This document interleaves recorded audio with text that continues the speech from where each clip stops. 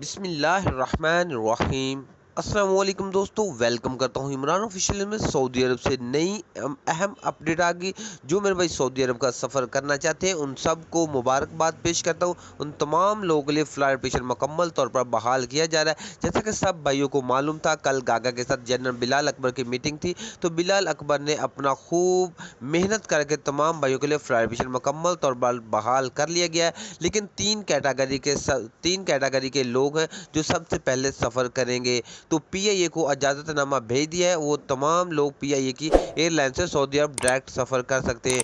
تو پوری ویڈیو اسی میں شیئر کرنے سے پہلے اپنے پیارے سے دوستوں سے گزارش کرتے ہیں چینل کو سبسکرائب، بیل آئیکن کو دبا دیں تاکہ اس طرح کے لیٹسٹ اپڈیٹ سب سے پہلے آپ تک پہنچ جائے۔ تو ویڈیو کو لائک اور زیادہ سے زیادہ شیئر کیا کر دے۔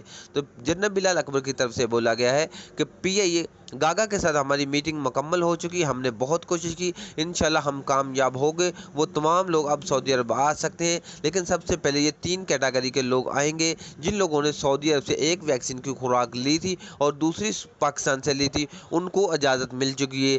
دوسرے نمبر پہ جن لوگوں نے چائنا کی ویکسین دونوں خوراکیں لی ہوئی ہیں، وہ پی آئی اے کی ایئر لائن سے جا سکتے ہیں، لیکن ان کو کوارنٹائن سعودی میں کرنا پڑے گا۔ جیسا کہ آپ کو معلوم ہے کہ سعودی میں پہلے 7 دن کا کوارنٹائن تھا، اب صرف 5 دن کا کوارنٹائن۔ یہ پی آئی اے کی ذمہ داری ہے، اور ٹکٹ میں ان سے پیسے لے یا ادھر ہوٹلنگ پی آئی اے کو دینی پڑے گی۔ پی آئی اے کی ذمہ داری ان کو دے دی کہ وہ جو چائنا ویکسین والے ان کی ذمہ داری وہ پی آئی اے کو ہے، وہ کوارنٹائن کروائیں گے۔